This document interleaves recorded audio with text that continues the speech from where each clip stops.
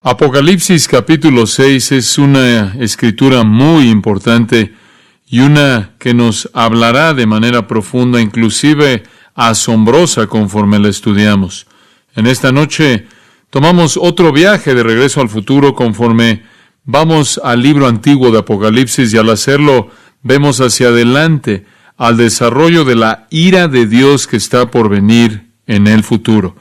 Al llegar al capítulo 6, como usted sabe, si usted ha estado con nosotros, la música de la alabanza que ocupó los capítulos 4 y 5 ha terminado, y el movimiento del juicio que comenzó en el trono ya desde el capítulo 4, versículo 5, en donde ve algunos relámpagos y sonidos y truenos.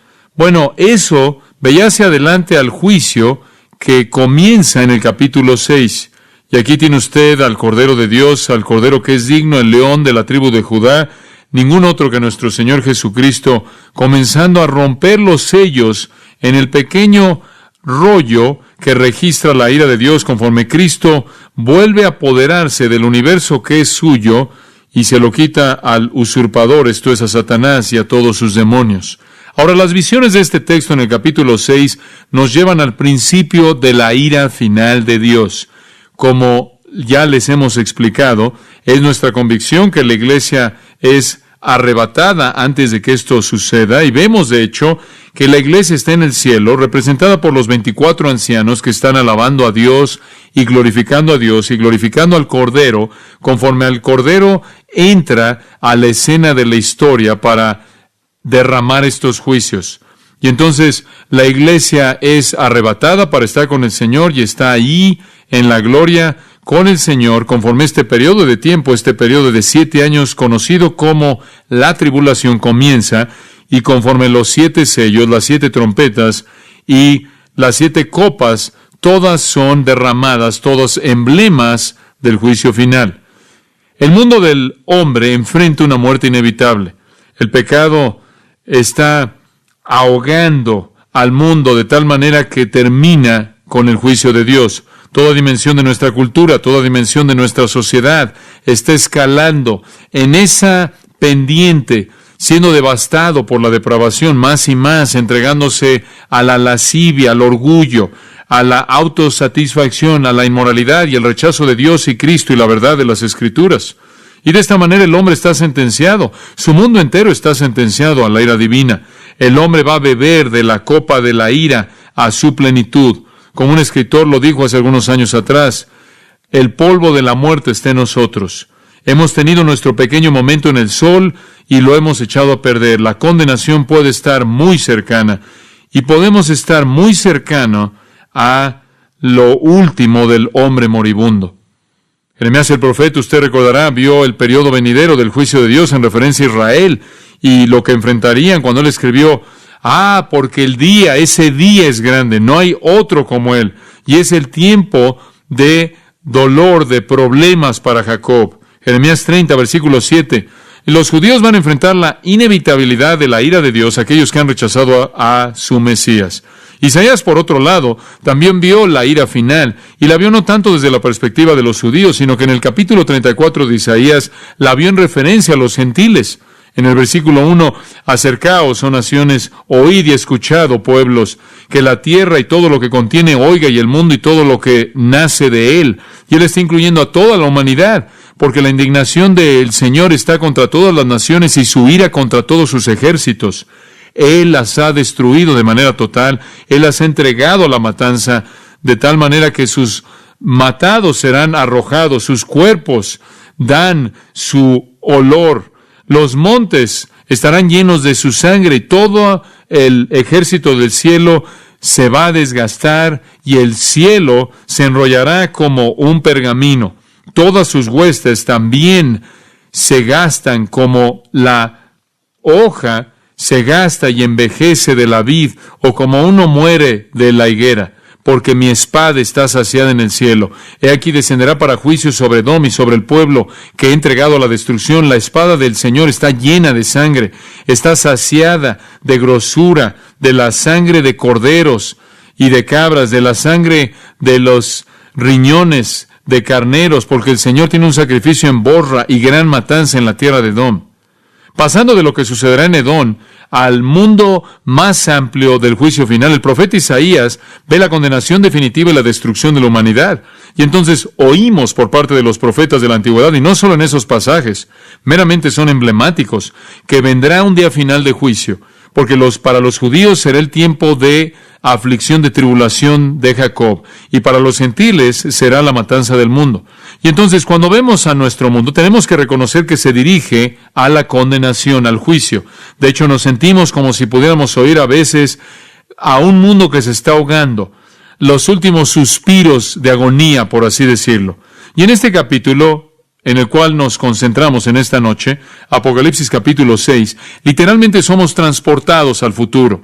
La experiencia de abrir el rollo de 7 sellos no solo fue visible para Juan en su visión, sino que ahora nos es hecho visibles porque Dios quería que Él lo escribiera. Ahora recuerde que hay un pequeño rollo en el escenario aquí. Se menciona ahí en el capítulo 5, estando en la mano de Dios, y claro, después es tomado de la mano de Dios por el Señor Jesucristo mismo. Y aquí en el capítulo 6, versículo 1, Él comienza a abrir uno de sus sellos. Estaba enrollado un poco y sellado en las orillas, enrollado un poco y sellado, y todos estos eran para mantenerlo escondido de que jamás fuera dado a conocer o leído, revelado, hasta que el tiempo apropiado llegara, el cual aquí es revelado a nosotros, y en últimas será de hecho desenrollado. Y conforme se desenrolla, los acontecimientos de la ira de Dios también son desarrollados.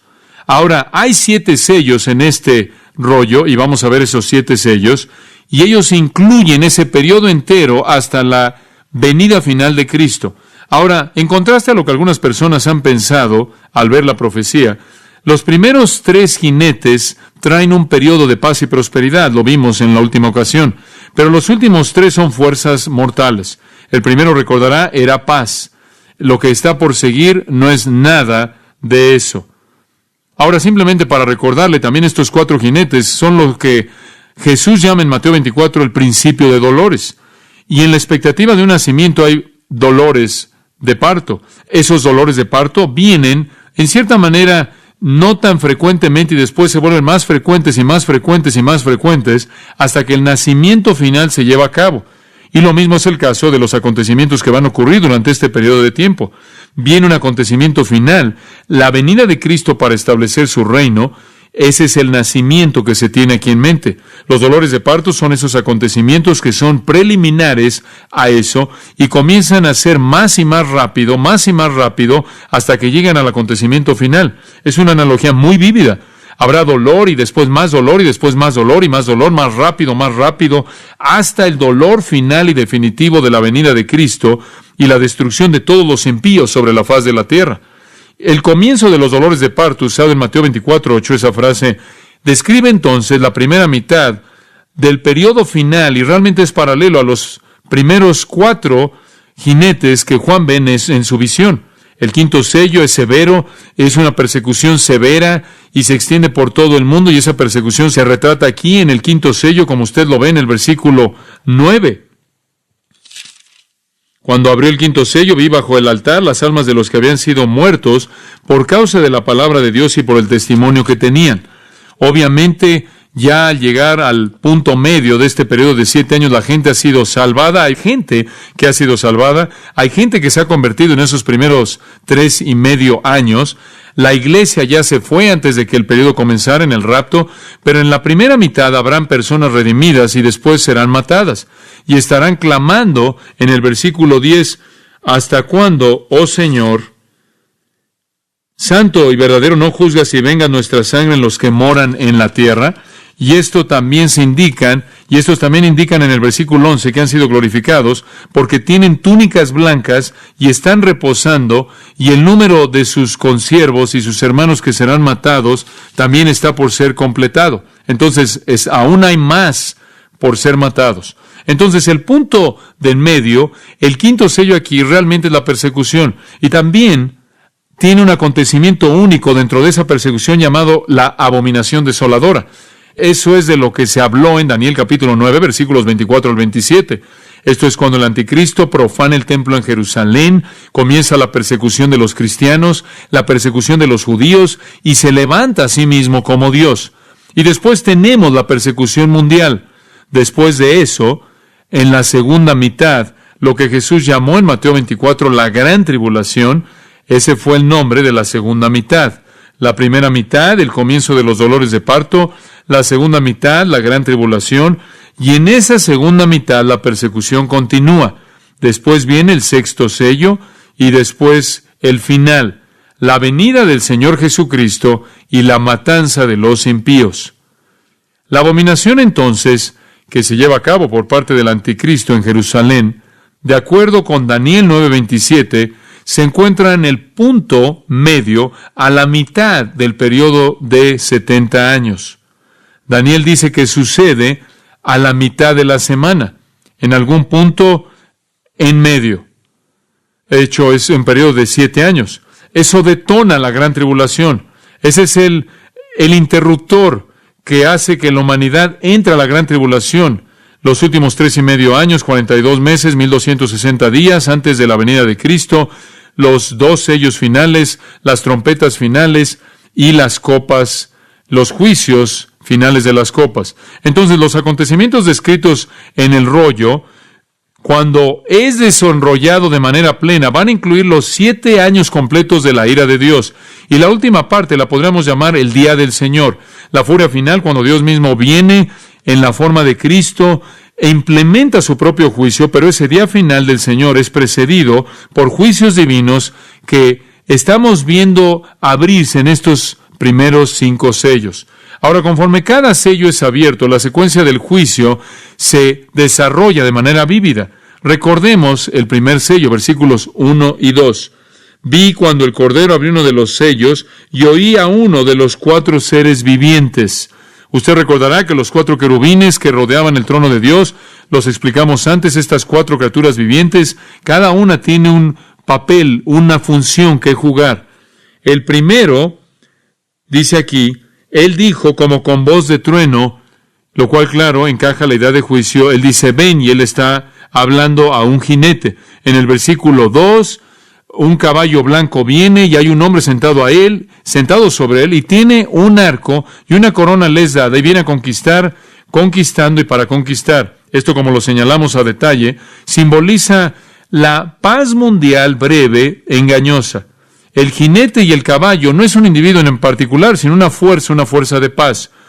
Y va a caracterizar a muchos liberadores falsos, muchos mesías falsos, guiados por el mesías falso definitivo, el anticristo, el falso Cristo definitivo, la herramienta humana suprema de Satanás. Ahora ellos van a ser guiados por falsos cristos y falsos mesías, y Jesús dijo en Mateo 24, muchos de ellos vendrán. Y vendrán a lo largo del periodo entero, pero inicialmente vienen y ofrecen paz mundial. El anticristo ciertamente es un jugador clave. La prosperidad se establece por el mundo entero y el caballo blanco retrata eso. El hecho de que él es blanco indica la majestad conquistando. Inclusive indica pureza y justicia, una pureza falsa y una justicia falsa. Notará que tiene un arco, pero no tiene flecha, lo cual significa que tiene cierta cantidad de autoridad, pero conquista sin llegar a disparar ni una flecha. Es una conquista sin derramamiento de sangre. Una corona le es dada, no la tomó, se le dio, lo cual significa que el mundo corona la paz como rey. Por todo el mundo la paz se vuelve lo más importante. Y le dijimos que eso ciertamente es el ambiente del día, ¿no es cierto? La paz mundial, paz global, y la paz será coronada como rey. Y la paz estará conquistando y vendrá a conquistar aún más una serie de triunfos, llevando a una época dorada de prosperidad, con la promesa de que más prosperidad y más paz está por venir. Todo esto es engañoso, claro, y es engañoso, y es una seguridad falsa. Inclusive vemos en Mateo 24, 4 y 5, Jesús dijo que no dejen que la gente los engañe con esto. Es una paz engañosa que no dura mucho. ¿Por qué? Porque los profetas siempre han dicho, no hay paz para el impío. Los falsos maestros dicen paz, paz, pero no hay paz. Ahora eso nos lleva entonces al segundo sello, siguiendo la paz. y no conocemos el periodo de tiempo exacto, la agenda exacta, pero no va a tardarse mucho, porque en la primera mitad va a tener a estos otros 3 jinetes que entran. Entonces, si solo son 3.5 años, usted puede saber que la paz mundial no va a durar mucho tiempo.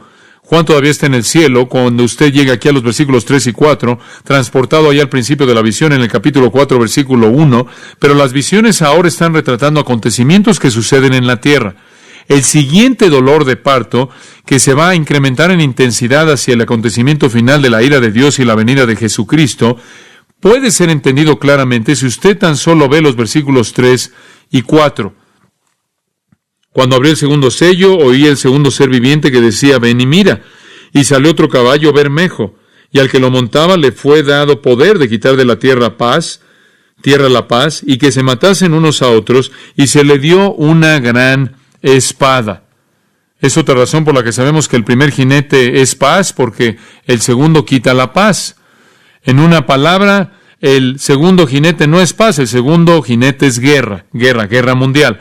Ahora eso no nos debe sorprender, porque en Mateo 24 Jesús dijo, siguiendo el engaño de la paz, capítulo 24, versículos 4 y 5, Él inmediatamente dice, oirán de guerras y rumores de guerras. Y después en el versículo 7 Él dice, y se levantará nación contra nación y reino contra reino. Ese va a ser el siguiente acontecimiento en el flujo, en la secuencia de precursores que llevan al día final del Señor. Y aquí la historia se vuelve algo feo. Aquí la historia se vuelve fea y se queda así hasta que Cristo establece su reino. Ahora veamos los detalles. Versículo 3. Él abrió el segundo sello. Aquí estamos hablando del Cordero. El Cordero, el león de la tribu de Judá, el heredero legítimo es el que abre el segundo sello, en lo cual, y al hacer esto, Él desenrolla otra sección del rollo que describe los acontecimientos que se están llevando a cabo en esta segunda fase del juicio de Dios que se está desarrollando. Oí al segundo ser viviente, y Juan nunca lee nada, es como si conforme usted desenrolla el rollo, lo que está escrito ahí es actuado, se vuelve un drama visible, y el segundo ser viviente, el segundo querubín dice, ven. Y vemos exactamente el mismo escenario. El ángel que está ahí cerca del trono de Dios, que se nos describe ahí en el capítulo 4, versículos 6 al 9, como uno de los 4 seres vivientes, le habla al siguiente jinete conforme el Señor soberano rompe el sello y el juicio se desarrolla. Hay una respuesta inmediata por parte del jinete, y en el versículo 4 salió otro caballo bermejo.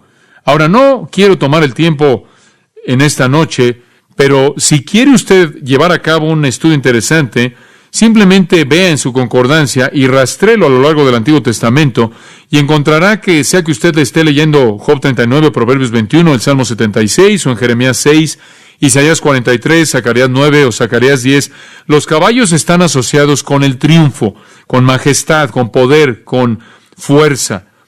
Inclusive los encontramos más adelante en el libro de Apocalipsis, unos caballos bastante raros. En el capítulo 19, versículo 11, aquí viene el Señor en su segunda venida en un caballo blanco, y después en el versículo 14, los ejércitos que están en el cielo, esto es los creyentes, también están vestidos de lino fino, limpio y resplandeciente, los siguen en caballos blancos. Ahora es cuestionable si esos son caballos literales, ciertamente son simbólicos de triunfo, son simbólicos de poder y majestad y fuerza. Ahora esta fuerza que viene, notará que es bermejo, esto es rojo, en contraste a blanco. Es rojo como fuego, rojo como sangre, y habla de holocausto, de guerra, la guerra en su forma más devastadora y aterradora. Sabemos que es guerra porque dice que quita la paz de la tierra, los hombres se matan unos a otros y una gran espada le fue dada a él. También sabemos que es guerra porque es un paralelo de lo que Jesús dijo acerca de la guerra y rumores de guerra y naciones levantándose contra nación levantándose contra nación. Y después envía como juicio en contra de la paz que vivió por corto tiempo, la paz falsa, una guerra inmediata. Y notará también que dice que salió otro caballo bermejo y al que lo montaba le fue dado poder de quitar de la tierra la paz. Note, le fue dado. ¿Por quién? Por Dios. Por favor, recuerde esto porque es un punto muy importante. Todas estas cosas están sucediendo por mandato de Dios. Algunas personas tratan de decirle que esta no es la ira de Dios, porque dicen queremos asegurarnos de que seamos librados de la ira de Dios como cristianos, pero también queremos que los cristianos atraviesen la tribulación, entonces no podemos llamarle a esto la ira de Dios. Y ha sido llamado varias cosas, algunas veces la ira de los hombres, algunas veces la ira de Satanás. Solo hay una manera en la que usted la puede llamar bíblicamente, y esa es la ira de Dios. Viene del trono en el pequeño rollo en la mano de Dios y es ejecutado por el Señor Jesucristo mismo. Es Dios desenrollando, descargando ira. Es Dios que ha concedido a este caballo rojo la autoridad y el poder de moverse y traer guerra. Fue Dios quien permitió la paz falsa y es Dios quien comienza las guerras. Dios lo permite. Y como leímos en Mateo 24, va a involucrar a las naciones por toda la tierra. Nación se levantará contra nación y reino contra reino. No sé cómo sucede, pero simplemente, en cierta manera, todo el mundo va a estar respirando ahí el aire de la euforia. La guerra va a comenzar a desatarse y va a escalar por todos lados. En Marcos capítulo 13 leemos en los versículos 7 y 8, y cuando oigan de guerras y rumores de guerras, no os atemoricéis. Esas cosas deben suceder, pero todavía no es el fin. Todavía son los dolores de parto. Es el principio de este periodo. Cuando oigan de guerras y rumores de guerras, no se atemoricen, porque nación se levantará contra nación y reino contra reino. Ese es el principio. Marcos 13:8 dice de dolores de parto. Y después él reitera precisamente lo que nuestro Señor también dijo en el Evangelio de Mateo. Después en Lucas 21, simplemente una nota en caso de que quiera un pasaje aquí comparativo, encuentra lo mismo. En el versículo 9, cuando oigáis de guerras, no os atemoricéis. No os atemoricéis, no tengáis miedo. Estas cosas deben suceder primero, pero el fin no sigue inmediatamente. Se levantará nación contra nación, reino contra reino, y hay más por venir. Y veremos qué es lo que está por venir. Ahora, esta fuerza de guerra que viene tiene tres características. Característica número 1, quitar la paz de la tierra. Versículo 4, quitar la paz de la tierra. En algún punto, al principio de los primeros 3.5 años, en los dolores de parto, al principio, la paz mundial se convierte en guerra. Eso inició la paz. Esa prosperidad engañosa llega a su fin. Y noten, si son tan amables, que dice, para quitar la paz de la tierra. Eso significa que es global. La guerra va a estar por todos lados. La tierra entera va a perder su paz. En segundo lugar, los hombres van a matarse unos a otros. Una matanza violenta comienza a llevarse a cabo por todo el mundo. Y no conocemos los detalles específicos de eso, simplemente exactamente lo que dicen las Escrituras. Va a haber una matanza por todos lados. Por cierto, esta guerra se lleva a cabo prácticamente en el resto de la tribulación. Ciertamente va más allá del punto medio hasta la segunda mitad. La matanza va más allá de esto también. Comienza al principio y se lleva a cabo por mucho tiempo. Y una tercera característica, se le dio una gran espada. Una macaira megala. Esta macaira es la palabra que se usa de la espada del soldado, la que se usaba en la batalla. También es usada para el arma de los asesinos. Retrata la guerra y el asesinato y la rebelión y la revuelta y la masacre, una fuerza mortal que involucra matanza y muerte. Esa es la intención de la Magala Macaira, la gran espada. Y esa es la espada que era usada por los soldados y también por los asesinos. No tanto la espada larga y ancha, sino la que era mortal, la que llevaban la Macaira, la que era más corta, como la daga de los asesinos en la mayoría de los casos, aunque también se puede referir, la palabra también se puede referir a otro tipo de espadas. En este tiempo en particular, fueran cual fueran las cosas positivas que habían estado viviendo aquí en el mundo, llegan a un alto absoluto. Lea Jeremías 25, si tiene tiempo, de los versículos 15 en adelante, y verá algo del desarrollo de esta guerra horrible. Ahora, el anticristo va a ser un jugador clave en esto, como él lo fue en la paz mundial. Él va a tener una función clave como la tuvo en la paz mundial. Sabemos eso a partir de Daniel 8:24. No sabemos exactamente cómo se va a desarrollar en este punto su función, pero sabemos que va a estar involucrado. Daniel 8:24 dice esto acerca del anticristo, que él va a destruir a un grado extraordinario, él va a destruir a hombres poderosos y al pueblo santo. Ahora usted recordará que él es el que dirigió un tratado de paz con Israel, de acuerdo con Daniel, ¿se acuerda? Él hizo un pacto con él hizo un pacto con ellos, probablemente él va a ser el instrumento de paz mundial, pero cuando la guerra comienza por todos lados, para contener su poder y mantener su autoridad, él va a tener que volverse a la guerra. Él mata a muchos, incluyendo a judíos y a cristianos.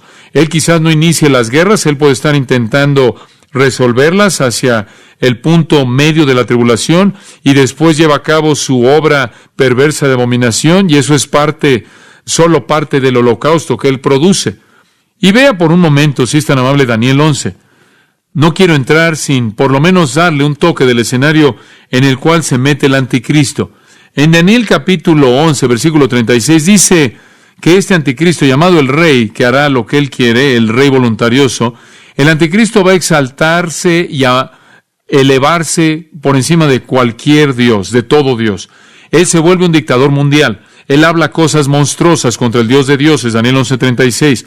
Él prosperará hasta que la indignación sea terminada, para que aquello que ha sido decretado sea hecho. Dios permite que este hombre profano se vuelva soberano y un dictador que hable contra Dios, que llegue al poder. Él no va a mostrar respeto alguno hacia los dioses de sus padres. Él es alguien profano.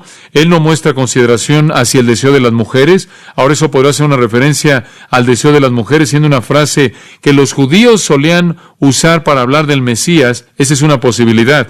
Que no tiene respeto, no le dé importancia al verdadero Mesías, al verdadero Cristo. Quizás una mejor posibilidad cuando dice que él no tiene el deseo de las mujeres, indica que es un homosexual. No algo difícil de concebir en nuestro mundo.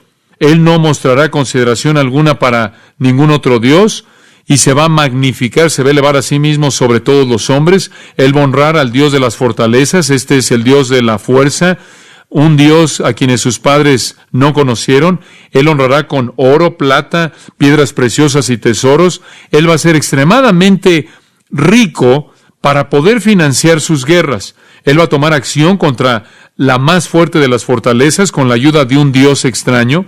Él le va a dar gran honra a aquellos que lo reconocen y va a causar que gobiernen sobre los muchos, y él va a darles tierra por un precio. Él tiene a sus enemigos y sus aliados, y él comienza a pelear aquí y ahí y a ganarse aliados para las guerras, y puede verlo involucrado en un esfuerzo de guerra masivo. Y todo esto está por todo el mundo rodeando a Israel. Inicialmente él supuestamente va a proteger a Israel, y aparentemente protege a Israel cuando todo esto comienza. Hacen un pacto con él y los protege mientras que esta guerra mundial se está desarrollando y escalando, y él está tratando de posicionarse como el dictador mundial y la gran potencia. Y la matanza se está llevando a cabo, y él continúa protegiendo a Israel hasta el punto medio de la tribulación, y después él hace lo que hace al profanar el templo y comienza a moverse para matar a Israel. Sin duda alguna, el anticristo viene en paz. Probablemente resuelve algunos problemas en el Medio Oriente, inclusive problemas mundiales. Él se vuelve el protector de Israel, con quien Israel hace un pacto. Él encabeza el Imperio Romano revivido, probablemente una confederación europea, el Imperio Romano revivido, habiendo ocupado Europa. Él va a venir como un gran líder de Europa. Israel está bajo su sombrilla de protección y bajo la sombrilla de protección de la Confederación Occidental, el poder europeo, la potencia europea, y el anticristo va a gobernar el mundo. Y después el mundo, en todos sus levantamientos, va a ser aplastado. Después, versículo 40 dice, ya en el fin del tiempo, los días postreros. Esto probablemente se lleva a cabo en la segunda mitad, simplemente para mostrarle el rango amplio de sus guerras, o hacia el final de la segunda mitad, el tiempo del fin, probablemente la gran tribulación, la segunda mitad de sus 7 años. El rey del sur va a chocar con él. Ahora no sabemos quién es el rey del sur, pero si usted va al sur de la tierra de Israel, está en Egipto. Y no sería difícil creer que Egipto va a venir contra el anticristo. Y no será demasiado difícil creer que Egipto va a venir contra él, debido a que él ahora ha establecido su trono ¿en dónde? En Israel, en Jerusalén. Ahí es donde él se levanta a sí mismo como Dios para ser adorado por el mundo entero. Este es un lugar estratégico, como usted sabe, en el mundo, debido a que es la encrucijada de muchos caminos en el mundo, Asia, África, Europa. Y él es atacado por el rey del sur. Literalmente el texto hebreo dice, para empujar como cabra, como bajar sus cuernos y venir en ataque. Probablemente el rey del sur no es identificado solo como Egipto, porque es el sur entero. Todo el mundo musulmán de Egipto, Libia, Etiopía, África, la alianza que viene contra él, viene de esa parte del mundo. Un ejército africano de cierto tipo se mueve contra el anticristo, quien no solo está gobernando el mundo, sino que ha establecido su trono como Dios en la ciudad de Jerusalén. Y también notará en el versículo 40 que el rey del norte va a venir contra él, carros y jinetes y muchas naves, y claro, el equivalente moderno de todo eso. Aquí viene el rey del norte. ¿Quién es? Bueno, algunos creen que es Rusia. ¿Podría ser Rusia? Ciertamente he enseñado en nuestro estudio de Daniel que está bien suponer que podría ser esa nación masiva de Rusia. Hay toda razón para pensar que podría ser, porque habla de estar en el norte, y eso está en el norte. También es razonable suponer que podría ser otra conspiración árabe, y la manera en la que la Unión Soviética se está dividiendo en la actualidad, y se ha dividido, y la manera en la que el mundo árabe parece estarse uniendo como un enemigo en común contra Israel, podría llevarnos a pensar que es razonable suponer que algún tipo de coalición árabe del Medio Oriente con Irak e Irán y las otras naciones árabes hostiles se van a unir. Entonces tiene usted un mundo musulmán empujando por la parte de abajo y otro mundo musulmán, dice usted. ¿Por qué es llamado el rey del norte? Porque todo conquistador que viene a la tierra de Palestina en su historia viene del norte, porque usted no puede entrar por el este. El oeste es agua, el sur está ocupado ya, y el lugar por el cual usted puede entrar es el norte, porque si usted está en el sur, todo que está en el este está abajo de Jerusalén y abajo de Israel, y tratando de escalar todo eso, y venir desde abajo es muy difícil. Descender desde arriba es la manera en la que todo enemigo siempre ha venido, aún en el día de hoy vienen del norte. Entonces, sean lo que sean estos ejércitos, aquí está el anticristo, está tratando de controlar la guerra por todos lados, él abomina el templo, él lo establece, y entramos a la segunda mitad, la guerra todavía se está llevando a cabo por todo el globo, y ahora el mundo se está volviendo contra él. El rey del sur viene, el rey del norte viene, él también dice va a entrar a la tierra hermosa, y muchos países van a caer, pero estos van a ser rescatados de su mano, Edom y Moab, y los principales de los hijos de Amón, y después él va a estirar o extender su mano contra los otros países, y la tierra de Egipto no escapará. Por cierto, la potencia norte parece ser totalmente derrotada. El anticristo gana, y él después procede a conquistar otros países. Este es lo que la abundancia, y pasa por en medio de ellos. La tierra hermosa es una referencia a Palestina, Israel. Él conquista todo eso, claro, y todas las otras tierras, versículo 42. Él extiende su mano contra los otros países, la tierra de Egipto no escapará. Entonces, él ha derrotado a los dos reyes, a los dos ejércitos, él entra a la tierra gloriosa de Israel, y quizás este es el lugar donde él lleva a cabo la abominación, realmente no sabemos. Quizás este es el punto de en medio. Es difícil estar seguro de eso. Quizás ya sucedió, ya para el tiempo en el que esto sucede. ¿Qué razón habría para que el sur empujara de esa manera y el norte empujara de esa manera si él no ya hubiera establecido su poder en ese lugar? Entonces es difícil saber. Pero él ha profanado el templo. Él se ha establecido como Dios. Si usted quiere leer de esto, lee Apocalipsis 13:7 y vamos a llegar ahí. Y él tiene al Medio Oriente en sus manos, todos sus recursos. Él es el Dios soberano invencible en su propia mente. Él consuma a la iglesia ramera, la religión falsa que queda en el mundo, de acuerdo con Apocalipsis 17. Y él tiene un asociado llamado el falso profeta que llama al mundo entero a adorarlo. Y es en esa posición en la que lo encontramos en el versículo 42. Conforme él se ha salido de ahí para conquistar otros lugares y continúa venciendo otros países. Y hay un derramamiento de sangre interminable. Aquí Edom, Moab, Amón, francamente, es una tierra estéril la que deja ahí, y no hace eso. En lugar de moverse al sureste, se mueve al suroeste, como la indicación del texto lo presenta. Él adquiere el control de los tesoros escondidos de el oro, la plata, las cosas preciadas de Egipto. Los libios, los etíopes lo van a seguir. Y después en el versículo 44, rumores del este y del norte lo van a turbar y él va a seguir con gran ira para destruir a muchos. Los rumores del este podría ser el ejército de 200 millones, recordará en el libro de Apocalipsis, ese ejército de 200 millones que viene del este, del norte, contra otra conspiración, y él se mueve con gran ira para destruir y aniquilar a muchos. Él es una fuerza poderosa, y él va a establecer su tienda, la tienda de su pabellón real entre los mares. Ese es el mar Mediterráneo y el Muerto. Y si usted coloca su tienda entre esos lugares, usted está en la tierra de Israel.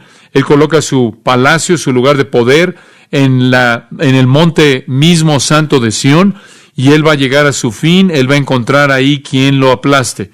Y él piensa que ha conquistado el mundo, y los niños en la actualidad dicen, no, equivocado.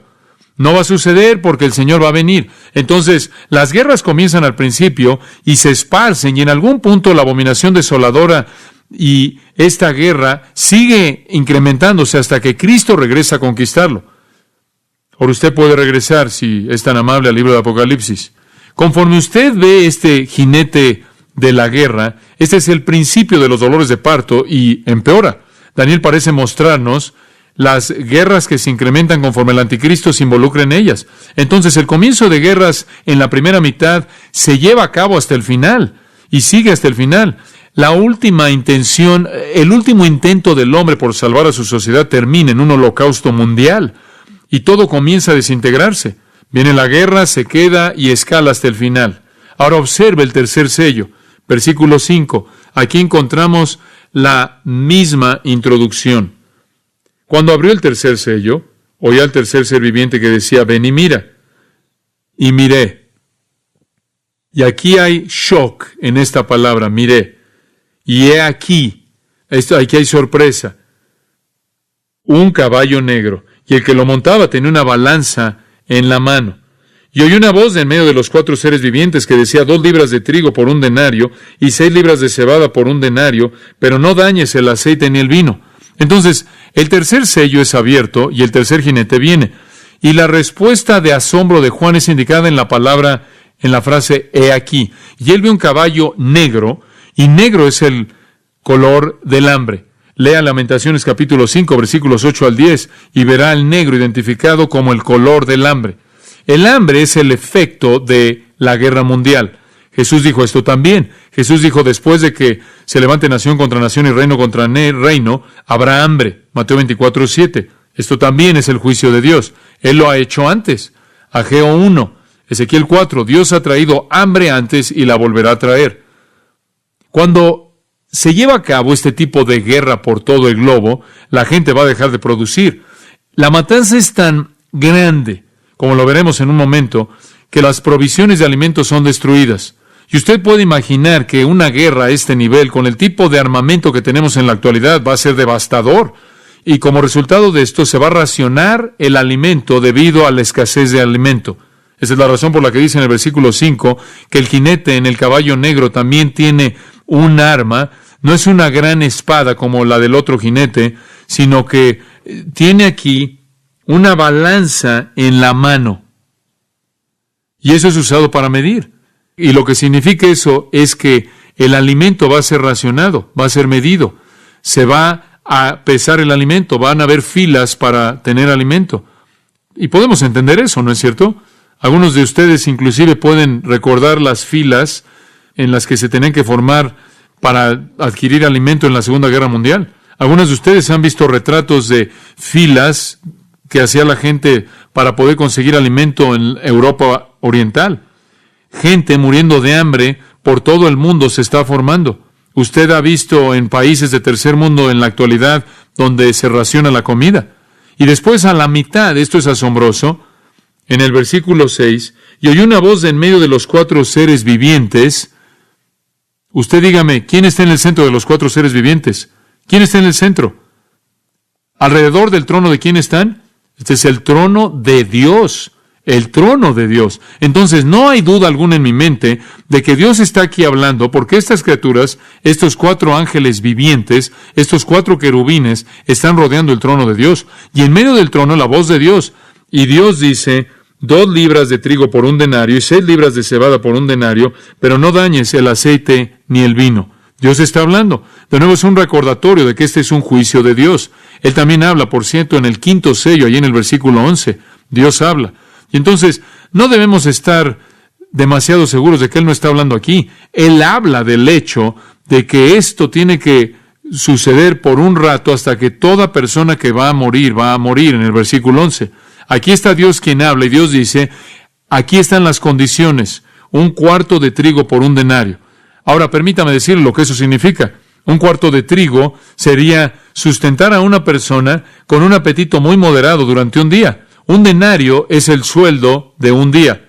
Entonces usted trabaja simplemente para comer lo mínimo para usted, lo cual no va a proveer nada para su familia. Son condiciones de hambre. Todo lo que usted trabaja solo va a ser para proveer suficiente alimento para una persona. Y después dice, 6 libras de cebada por 1 denario. Usted podría obtener más alimento para su comida si usted no se quedara por la cebada, si usted no estuviera contento con la cebada, pero la cebada era alimento para animales, alimento para animales. Esto será como formarse para escoger entre pan y alimento para perros, croquetas básicamente, con poco valor nutricional. La cebada era más barata, por lo menos una familia podía comer así, pero eso demandaría todo su dinero por 6 libras, lo cual alimentaría a 3 personas con comida para animales. Esas son condiciones de hambre, y eso es lo que la guerra le va a hacer al mundo.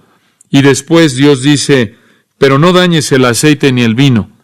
Han habido muchos tipos de interpretaciones diferentes de eso, y creo que usted, si lo lee de manera directa, tiene sentido, de manera simple, decir, Dios les advierte que tengan mucho cuidado con su vino y su aceite, porque es tan preciado. Si lo único que tiene es trigo crudo, sin ningún aceite para mezclarlo, sin ningún vino para acompañarlo, es muy, muy difícil. La comida básica, la canasta básica, de pronto se vuelve lujo. El aceite era usado para la preparación de pan, también para cocinar, como también el vino. Él dice, más vale que tengan cuidado con cómo lo tratan.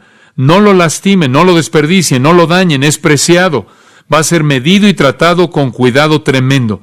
No puede usted herir el grano, pero ciertamente puede herir esas cosas al romperlas o al despedazarlas en lo que estén contenidos o al desperdiciarlas. Esto es verdadera hambre, un hambre global que viene rápido. La paz mundial, la guerra mundial, el hambre mundial, y ni siquiera ha salido de los primeros 3.5 años de este periodo. Finalmente, el último jinete, el 4º sello, versículo 7, el mismo escenario exacto. Cuando abrió el 4º sello, oí la voz del 4º ser viviente, y ahora sabemos por qué son 4, cada uno tiene una función que jugar aquí, que decía, ven y mira, y él está mandándole al siguiente caballo y al jinete. Miré, y he aquí, esto ha sido traducido de varias maneras, un caballo amarillo o pálido. Le puede interesar saber que la palabra griega es cloros, de la cual obtenemos clorofila o cloro, y normalmente se asocia con ¿qué color? Verde, una especie de verde amarillento pálido. De hecho, esa palabra cloros aparece varias veces en el Nuevo Testamento en conexión con la vegetación o el pasto o la hierba, como en Marcos 6:39 y Apocalipsis 8 y Apocalipsis 9. Entonces, él ve este caballo pálido verde. Y el que lo montaba tenía por nombre Muerte, y el Hades le seguía, y le fue dada potestad sobre la 4ª parte de la tierra, para matar con espada, con hambre, con mortandad y con las fieras de la tierra. Aquí está el jinete pálido, verdoso, descomposición, un cadáver. Y de manera apropiada, el que se sentaba tiene el nombre Hatanatos, muerte. Lo que sigue a la guerra es hambre. ¿Y qué sigue al hambre? ¿Qué? Muerte. ¿Y qué sigue a la muerte? El Hades. Esta es otra palabra simplemente para la tumba. La tumba viene, por así decirlo, viene el que escarba la tumba con su pala para recolectar los cuerpos que la muerte destruye. El Hades es el asociado correcto de la muerte. Usted los encuentra juntos en el capítulo 20, versículo 13. El Hades es el asociado de la muerte. Él sigue a la muerte. Ellos trabajan juntos. Este es el resultado del sello, del segundo sello y del tercer sello. Pero más que eso, observe el versículo 8. Le fue dada potestad o le fue dada autoridad. De nuevo, ¿quién se la dio? ¿Quién le dio esa autoridad? Dios, porque este es el desarrollo de su rollo, de su título de propiedad, de su juicio. Le fue dada autoridad o potestad para matar sobre la cuarta parte de la tierra, para matar. Se estima que ya para el año 2000, en unos cuantos años, tendremos alrededor de 6 billones de personas en la tierra. Lo que esto nos dice es que en un punto 5 billones de ellos morirán. Es un número inconcebible de personas. Literalmente podría aplastar a 2 continentes. El armamento nuclear y las armas sofisticadas hacen de esto posible ahora, en un corto periodo de tiempo, mientras que habría sido imposible en una época de espadas y de arcos. Pero 4 cosas van a matar. La espada, y ya hablamos de eso en relación con la guerra. El hambre, ya hablamos de eso en relación con el tercer sello. Pero aquí hay otros 2, y tenemos aquí mortandad y con las fieras de la tierra. Esto es fascinante. Mortandad y las fieras de la tierra. Por cierto, estos 4 están unidos varias veces en las Escrituras y probablemente por lo menos necesito mencionarles esto. Estos 4 han sido predecidos por Dios para que sean sus medios de juicio final en varios pasajes del Antiguo Testamento.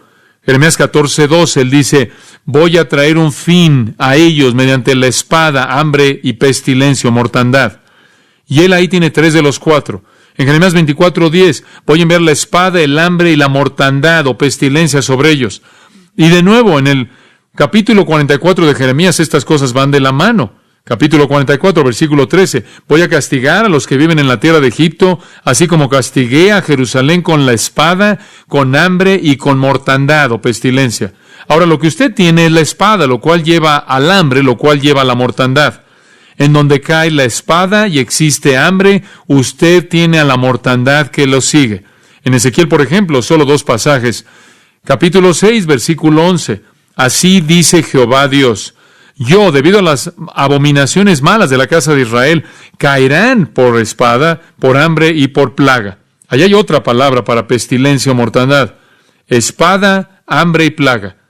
Después en Ezequiel capítulo 14, probablemente el más significativo, comenzando en el versículo 13, Ezequiel 14, escuche esto, hijo de hombre, si un país peca contra mí al cometer infidelidad y extiendo mi mano contra él y destruyo su provisión de pan y le envío hambre y lo quito tanto del hombre como la bestia, aunque estos 3 hombres, Noé, Daniel y Job, estuvieran en medio de ella, por su propia justicia, solo se librarán a sí mismos, dice Jehová Dios. Y si yo fuera a causar que bestias salvajes pasaran por la tierra y la despoblaran y se volviera desolada de tal manera que nadie pasaría por ella debido a las bestias, aunque estos 3 hombres estuvieran en medio de ella, mientras yo vivo, declara el Señor Dios, no podrían librar ni a sus hijos ni a sus hijas. En otras palabras, la presencia de hombres justos, en últimas, no va a detener el juicio. Y si yo fuera a traer espada en ese país, y dijera la espada pasa por el país, y corta a hombre y a bestia de él, aunque estos 3 hombres estuvieran en medio de ella, Noé, Daniel y Job, mientras yo vivo, no podrían librar a los hijos de ellos ni a sus hijas. O si yo envío plaga, y allí están los 4, contra ese país y derramo mi ira en sangre, para quitar de ella a hombre y a bestia, aunque estuvieran Noé, Daniel y Job en medio de ella, mientras yo vivo, no podrían librarla. Porque así dice el Señor Dios, cuanto más cuando yo envíe mis 4 juicios severos, espada, hambre, bestias salvajes y plaga, para quitar al hombre y a la bestia de ella. En otras palabras, si no puedes soportar cuando una de ellas viene, ¿qué van a hacer cuando los 4 lleguen al mismo tiempo? Les va a pegar, los va a aplastar.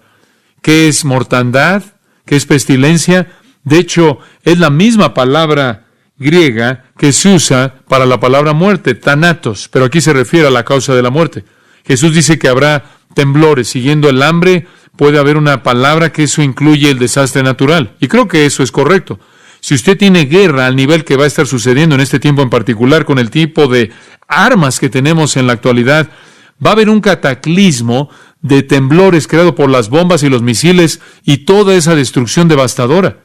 También podría referirse al tipo de temblores que son el resultado de eso. Podría referirse a desastres naturales que Dios va a liberar, así como inundaciones y terremotos. Podría referirse a armas biológicas, armas químicas, las cuales tenemos en abundancia, que podrían matar a millones de personas. Un cuarto de gas nervioso puede matar a 1 millón de personas. Podría referirse a enfermedades. Escuche, cuando usted tiene una guerra mundial y la devastación que va a llevarse a cabo con esa guerra mundial, seguida de el hambre que va a llevarse a cabo, usted sabe muy bien, igual que yo, que va a haber un problema con la salud, la salubridad, todas esas cosas. Y no sé si usted recuerda esto, pero 20 millones de personas murieron en una epidemia de enfermedad en la Primera Guerra Mundial, porque conforme las naciones estaban en guerra, trajeron diferentes tipos de virus con ellas. 6 millones más murieron de tifoidea en la Primera Guerra Mundial. Muerte masiva, aún a través de una enfermedad como el SIDA es posible. Y hay más bacterias mortales que están por todos lados. La tifoidea, por ejemplo, mató a 200 millones de personas en 4 siglos. Subestimamos el poder de la enfermedad para matar a poblaciones enteras. Y después en Apocalipsis 6 él añade no solo la mortandad, que podría significar todas esas cosas, pero añade bestias salvajes. Dice usted, ¿qué es eso? ¿No tenemos fieras o bestias salvajes en Norteamérica? ¿De qué está hablando? No tenemos bestias salvajes o nada. Usted tiene que ir a África para encontrar a leones, o a China en algún lugar para encontrar a tigres siberianos o lo que sea. ¿Qué son esto de fieras? Permítame hacer una pregunta. ¿Usted sabe cuál es la criatura más mortal sobre la faz de la tierra? ¿La criatura más mortal, más terrible en la faz de la tierra? No es una serpiente, no es un león, no es un cocodrilo, una rata. Históricamente la criatura más mortal, más mortífera sobre la faz de la tierra. ¿Por qué? Las ratas anualmente son responsables por la pérdida de billones de dólares de alimento en Estados Unidos, de Norteamérica, nada más, y muerte por todo el mundo. Las ratas infestadas con la plaga bubónica mataron 1/3 de la población de Europa en el siglo XIV. Esa es la propia estadística de la Enciclopedia Americana. Las ratas pueden ser portadoras de hasta 35 enfermedades al mismo tiempo, y lo que es sorpresivo, si 95% de la población de ratas es exterminada en un área dada, se va a reemplazar a sí mismo en menos de un año. Ha matado a más personas que todas las guerras en la historia, y siempre hace su hogar en donde viven los hombres. Con la guerra y el hambre y los terremotos, ahí va de la mano la salubridad. No hay medicina, las condiciones de vida descienden a un nivel primitivo, y las ratas pueden ser las fieras que están ahí matando. Un juicio divino terrible. Y este es solo el principio, más por venir. Y tristemente, no es sino hasta el 6º sello que la gente reconoce que Dios es la fuente de esto. Y usted hace una pregunta, ¿verdad? ¿Hay alguna esperanza para nuestro mundo? Y la respuesta es no, no hay esperanza, esto va a venir, esto es inevitable. Usted hace otra pregunta, ¿hay alguna esperanza para mí? La respuesta es sí, hay esperanza para usted en Jesucristo. Usted oyó los testimonios en esta noche, ¿no es cierto? Estas personas no solo han sido libradas del alcoholismo, no solo han sido libradas de la falsa doctrina, no solo han sido libradas de sus propios pecados y sus propias iniquidades, sino que han sido libradas de todo esto. Es sorprendente que el escritor de Hebreos dijo, ¿cómo escaparemos